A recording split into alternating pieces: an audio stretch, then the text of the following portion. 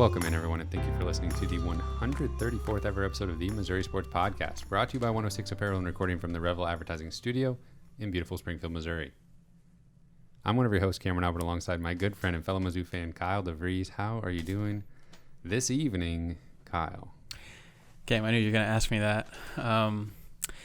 We decided to watch the Mizzou-Oklahoma basketball game here in the studio and then do an immediate reaction episode right after the game, which may not have been our best idea ever, but here we are.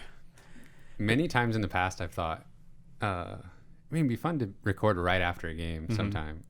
Now that we're doing it, I never want to do it again. Especially after losing an NCAA tournament game. Yeah, I don't think I ever want to be in this position again. But here we are. We're going to make the most of it. And we're going to make the most of it. We're going to give you our thoughts. Oh, yeah. This won't be quite as long as a normal episode. We don't have any news to talk about. We're just talking about this game, basically. And that'll be it. It also, coincidentally, the three of us are leaving for vacation. So kind of works out. And then after a week of not paying attention to Mizzou sports, we'll be right back in the thick of it to talk about maybe the spring game and the future for Mizzou basketball. But for right now, we're going to talk about this game. Mizzou was underdog, and then a starting player for Oklahoma tested positive for COVID, had to drop out. Then Mizzou actually became the betting favorite, according to the sports books, I think like by 1.5 or something. Last couple days here. Missouri lost the game 72-68. Kyle, knowing that that Oklahoma was down a starter, how are you feeling going into it? Well, we previewed this game last week, and I did predict Oklahoma to win this game by 4, which is exactly what they did do. I'm not going to lie. After we previewed the game before we knew that they were going to be missing a starter, and as the news came out and as the week went on, I started to feel a lot more confident about this game. Thought about how this might affect how we guard Oklahoma and how their lineups would change, and because that was our main concern was how are we going to guard Manic, and that's going to present some matchup problems with Tillman having to step out and guard him. And I definitely thought that them being out a starter would definitely alleviate that issue, and it maybe did. Yeah. But to some extent, yeah. To some extent. So I started to feel a little bit more confident. I thought Missouri was going to win this game coming into it. So I was so confident that even though I picked Oklahoma in my bracket reveal that we did on last episode, when I hadn't actually picked those games on the computer yet. So when I went to copy my paper bracket into my podcast group entry on ESPN Tournament Challenge, I changed my mind and picked Mizzou over Oklahoma on the news that they were going to be without Harmon, and that was a mistake. But yeah, no, I felt good. I felt like that was exactly what Missouri needed to not have to go up against Manic plus a four guard starting lineup. They would have to put somebody at the 4 that wasn't going to be a 3-point threat, and we actually saw that. We saw Tillman. We saw when Tillman and Manic were in the game together, Tillman was guarding Oklahoma's 4 spot, who was a non 3-point threat. And the guy, I can't remember who it was most Harkness. of the time. I feel like at times it was maybe Williams that I saw. Let me see if I can look at the minutes here. Yeah, Alondes Williams, I think, was the guy that I saw Tillman guarding at times. But anyway, he tried to take Tillman off the dribble a couple times and it just didn't really work out. But yeah, that was exactly what I thought I wanted going into the game. Tillman being able to guard a non-shooter. But Oklahoma did exactly what we thought they would do. Manic was 5 for 9 from 3. Reeves was just kind of his normal annoying self, drawing fouls, getting to the free throw line. He was 10 for 12 from the free throw line. So those two guys did a lot of damage. And then, like you were mentioning, Elijah Harkless was the third guy who got 16 points, That's like double his season average, but he had to step up because Harmon was out, and he did just that. Yeah, they pretty much did exactly what we knew they were going to do. I mean, they have a couple of key guys, then they did exactly what they normally do, and we weren't able to stop them. And I think we were able to slow them down at times, but just wasn't enough. Yeah, looking at the shooting percentages, that's what's really sticking out to me is Missouri's 2-point shooting percentage, 36%, 11 for 31. And Oklahoma didn't do that much better, 40%. Both teams shot pretty well from three. Missouri on more attempts, but both were over 40%. And both teams around 80% from the free throw line. Oklahoma had more attempts, but obviously there was some fouling late in the game. Yeah, I even thought we guarded pretty well on the perimeter sometimes, but Manic just drained it right over us a lot of the times. I think he had a couple of open threes that he had, but for the most part, I felt like we guarded the perimeter fairly well. He's a good shooter. Not being able to finish at the rim was a common theme in this game, and it has been more or less in a lot of Missouri's losses this season. Looking down the lineup, Drew was 0 for 4 on 2-pointers. Mark was 0 for 2. Penson was 1 for 4. Bugs was 1 for 3.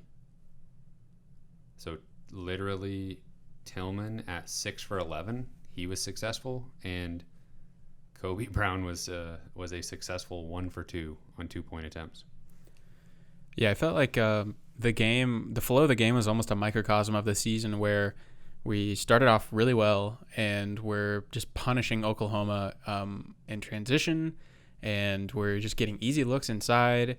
I mean, literally right off the bat, Tillman had an easy 2, and Penson got all the way to the hoop, and I think that's about the only time he did that the entire game, which what was why Penson was so lethal earlier in the season was I felt like he just has had an ability to get to the rim with ease and finish, and just as the season went on, he just seemed to lose confidence in his ability to do that and looks indecisive and just didn't do that as effectively as he did at the beginning of the season. But it looked like we just caught him off guard almost they were like, whoa, these guys really want to push the ball in transition, and we really took advantage of that. And once they figured out that we score a lot of our points that way, we had a hard time scoring in half court. The transition game completely fell off at some point. It was just like, where did it go? They just completely stopped being able to push the ball. Penson's game was confusing. He only played 18 minutes. Drew Buggs played 22 by comparison. Javon Pickett played 16, but Buggs is the more obviously 1-to-1 comparison there. Mm-hmm. Some people on Twitter were speculating that he may be still feeling some after effects of that hard fall he took. Yeah, we're recording this, I mean, literally within minutes of the game ending, but I did happen to just see on Twitter before we started that Coach Martin said Buggs was just giving them what they wanted defensively down the stretch, and so that's why they had him in there. Yeah, that's not surprising, but it's also disappointing. Yeah, he didn't mention anything about Penson being injured or anything like that. Yeah, this is very rapid reaction. We said like 3 words to each other from final horn to welcome in. This is no prep. This is raw thoughts and emotions. I jotted down some notes, but on just like a scrap piece of paper, but that's it. I'm looking at the box score. I tried to get all my complaining out before we started recording. Before the game was over, really. It was coming out. We were venting a little bit in that last minute. And then, of course, they had to Drew knock down those 2 huge threes to pull it back to a 1-possession game. Yeah. I think our exact exchange, you said something like, "Oh, don't give me hope," and I said, "There's no hope here. Like, don't even." You did say that. That's not on the table. What's crazy was there really was hope. Yeah. That we really had a chance. More than I thought at the moment. Yeah. I mean, I guess we'll just kind of take him through that ending sequence, but I mean, we were down by like 8 with 2 minutes to go, and pretty much looked like all hope was lost. And Drew Smith just gave us the only hope that we had was from Drew Smith making a couple crazy threes there at the end. Oklahoma turns the ball over with about 15 seconds left in the game, and Missouri's got the last shot and did not get a shot off. Had to have a 3, which obviously is annoying. If that's a 2-point game, then I'm feeling a lot better. Right. Well, they don't foul if we're only up by exactly. 2. Yeah. That was a brilliant, very heady play by that Oklahoma player to foul with 2.5 seconds left. Yeah, like halfway through the possession too. I mean, more than halfway through the possession to think to do that was pretty smart. And that play in particular, I mean, I don't think I would have argued for not fouling up 3 in the past. I think I objectively know that's the best play, but I don't blame a coach for not wanting to do it before this game. Seeing that and just feeling how, obviously being a Mizzou fan, this comes easy, but feeling how certain it was that we weren't going to win after that foul, I'm going to be absolutely a proponent of fouling up 3, like, for the rest of my life. Well, yeah, especially with that little time on the clock. Oh, yeah. You knew that we knew it was over the second he fouled Bugs or whoever that was. Yeah. And that was very smart. It was a little out of control. Like, Drew had the ball, and I honestly, like I said, we watched this one time, and so I'm trying to remember exactly what happened. But the ball, there was a ball screen with Kobe, but both defenders went with Drew, kind of that far kind of wing. An errant pass to get it back outside. Yes. And so Kobe had to kind of gather the pass. Am I remembering that correctly? Yeah. But I thought that Drew had an opportunity to kick it right back to Kobe immediately. Once the 2 defenders went with Drew, I thought he had an opportunity to send it right back to Kobe for an open 3. And I would have been okay with that because, how great of a shot can you expect? Right, you can't be too picky. If Kobe's wide open, pull the trigger. I mean, he was on the game. He was 2 for 6 from 3. That's more attempts than I like, but not a terrible percentage. And I know obviously Drew's wanting to take that last shot there because that's what he had been doing in that game, was like, fine, I'll just try to shoot us back into this. But Oklahoma knew that too. They sent 2 guys at him. And so when he kicked it back to Kobe, it was a little too late and it was a little wild. Kobe tried an entry pass into Tillman.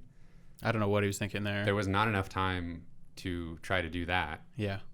And he had, I think the most disappointing part of the whole sequence to me was he had Drew wide open for a 3 on that far side of the court. On the far side of the court, and he didn't throw it to him. Yeah. He just didn't look over there. And he threw it to Bugs instead, and that's when Bugs got fouled. Yeah. Yep. It just really, really incredible heads-up play by the Oklahoma defender to foul him there.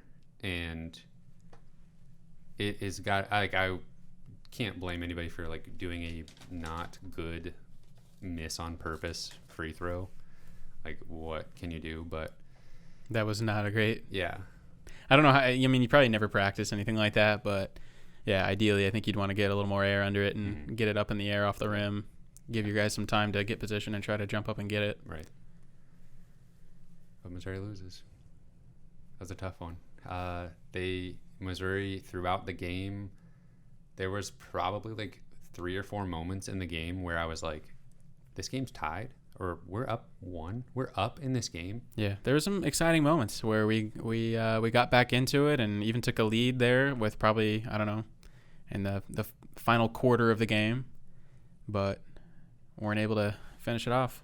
It just they let Oklahoma take control of the game. Really, in that last kind of home stretch, the last 5 minutes or so, Oklahoma really kind of went on a run there and pretty much put it away. Rebounds were Mizzou out-rebounded Oklahoma by 4.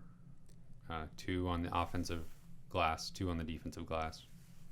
Still felt like Oklahoma had too many second chance opportunities. Yeah, Austin Reeves, when you talk about Oklahoma kind of taking over the game and just like playing how they want to, that is Austin Reeves just playing his game. Getting into the paint, getting to the line. Yeah, he's got a real ability to get fouled. There's no doubt about that. Yeah. I wish that Missouri would learn how to Missouri needs a guard that can do that. Take over a game, learn how to get fouled, get to the line. In a lot of ways, I think Austin Reeves and Drew Smith were similar players, and I even said something about that in that game. And they're really good in the mid-range. They can really shoot from anywhere. kind of have an old man's game a little bit, but I do think that Austin Reeves has a better ability to get to the line and get fouled and make free throws. Mark Smith was hot early, 3 for 3. That was exciting.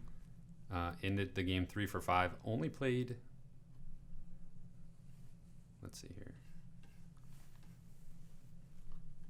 KenPom has him down for 30 minutes played, so that's plenty. Drew Smith up there at 39. Wow. What do you think with Konzo's decision to take Tillman out of the game once he picked up his 4th foul? I don't know when exactly that was, but I just know that there was like 3 or 4 minutes left in the game and Tillman was still on the bench, and I thought that was too long. Yeah. I mean, there's only a few minutes left in this thing. Got to get. And Tillman was the only chance that we had in this game. I mean, Drew is obviously shooting us back in it, but we needed Tillman out there, right? And he wasn't, and that may have been why Oklahoma went on a little bit of a run in that stretch.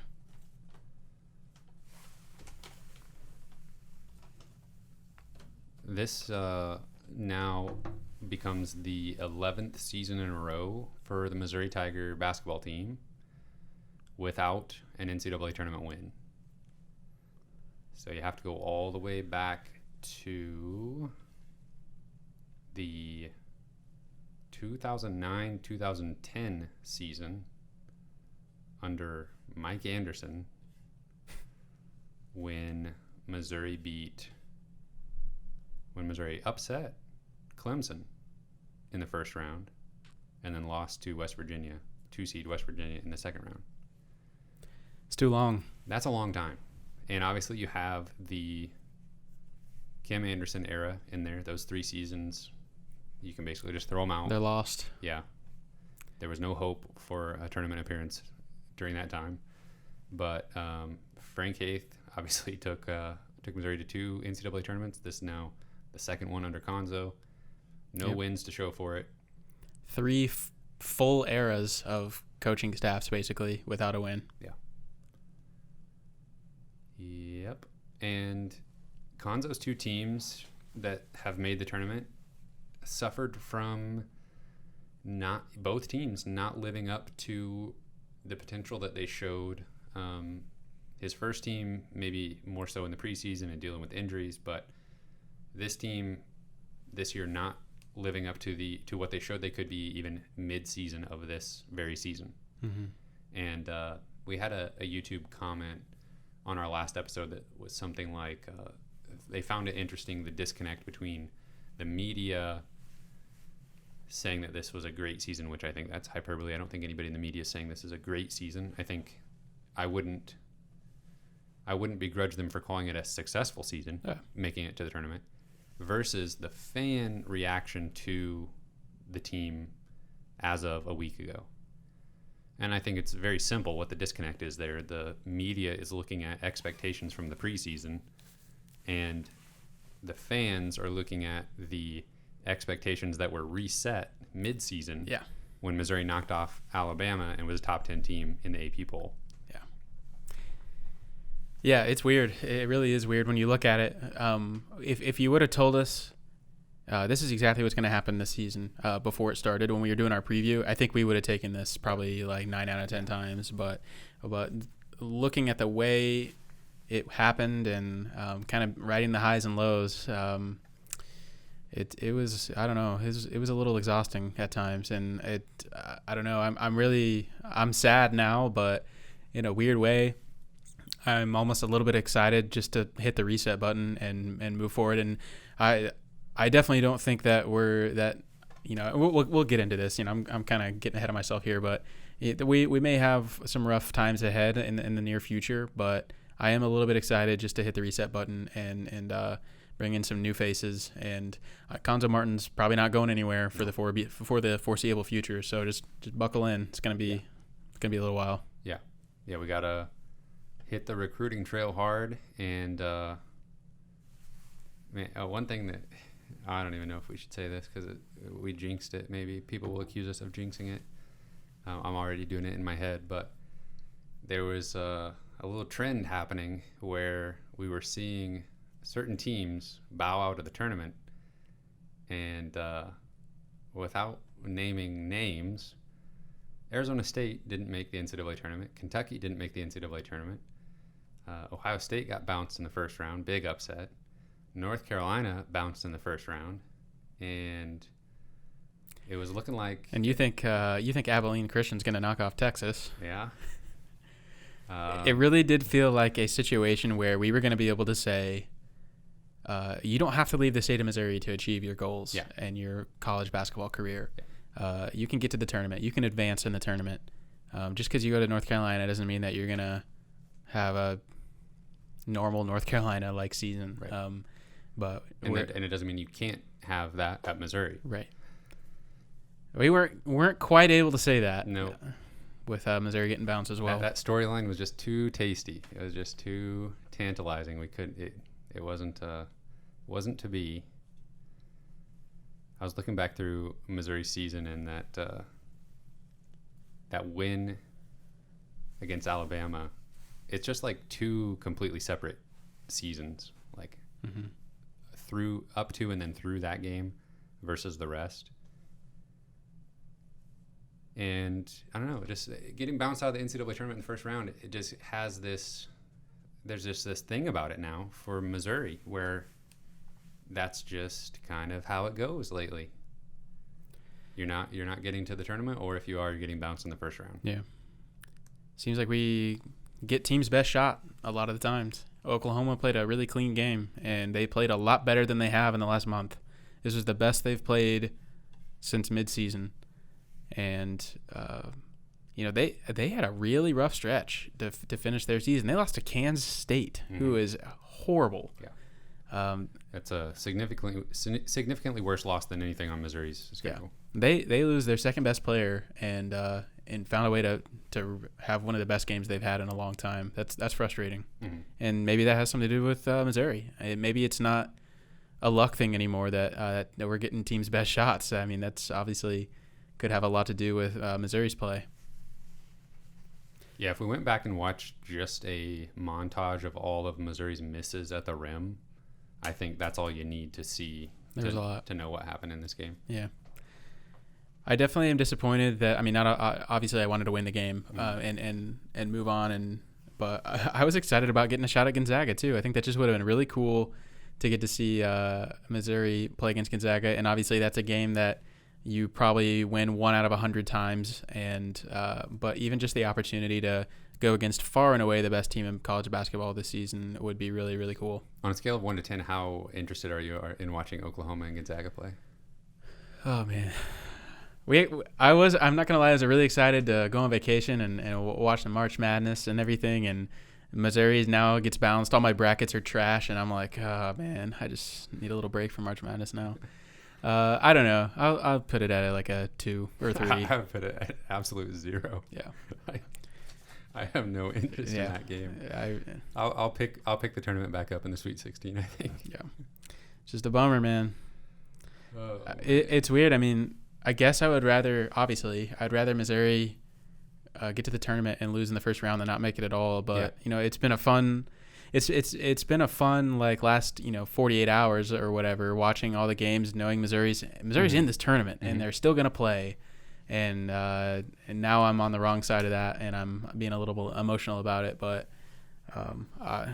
it's still a success for Missouri to get to the tournament. It just didn't end the way we wanted it to. Yep, and yeah, it's definitely a success. The tournament is a crapshoot. We saw Ohio State is a very good team, and they lost to Oral Roberts, who Missouri blew out the first game of the season. This tournament's been crazy as far as upsets. I mean, just ridiculous. Just now, Ohio beat Virginia, reigning champs.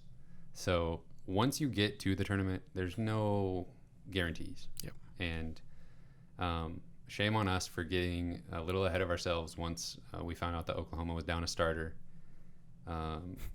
But I did see, this is slightly off topic, but I saw some stat today that there's only been like 8 or 9 15 seeds that have ever advanced to the second round, and Florida has faced a 15 seed. I think it'll be 3 times now that they have faced a 15 seed. So that's Florida is just getting lucky. Yeah, they've been the recipient of the benefactor of those upsets. Yeah, well, I told you before we started recording, the most Mizzou thing on planet Earth would be that Norfolk State knocks off Gonzaga.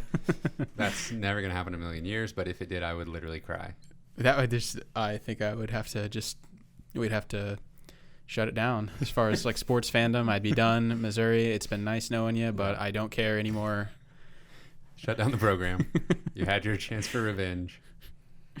That would truly be an all-time like Missouri, like that would moment for Missouri sports, though. Gonzaga by 50. That's my prediction. We got anything else about this game? I feel like there's probably some details about the actual game that we kind of glossed over there, but it all kind of ran together. Yeah. And we wanted to get this out because we are going to be out of town, and we're planning equipment. We were taking some equipment in case we needed to put out some content mid-vacation. Maybe I'm speaking out of turn here, but now that Missouri has lost, I think we're just going to wish everybody a happy NCAA tournament. And you just made me sad all over again. I was really hoping for that emergency pod on vacation. Yeah. Not happening. No. We're just going to maybe watch some basketball in our leisure and not overanalyze it or get too emotionally invested. And we're going to have some fun. Anything else? Leave your comments and tell us how you feel. I know. Try to take yourself back to this moment. We're going to get this out very soon. We're gonna sit here and edit it and get it right out to the people. So give us your emotional takes. We want to hear them. We're right there with you in this moment. We're trying to hold it together a little bit, but you don't have to. Oh, a lot of missed shots at the rim. A lot of missed shots. See you next year. See you next season. All right, everybody. Let's wrap this thing up before I say something I shouldn't. You can find us on Spotify, Apple Podcasts, Google Podcasts. We're on Twitter and Instagram at Mizzou Sports Pod, and you can email us at MissouriSportsPod@gmail.com. You can find our t-shirts and stickers on our online shop, MissouriSportsPod.BigCartel.com. We'll be back before you know it. We'll let you know who's winning the Tournament Challenge group, and we'll have to talk about that spring game that happened today. We'll have all of that and more next time. Thanks, everyone, for listening. We'll see you when we see you.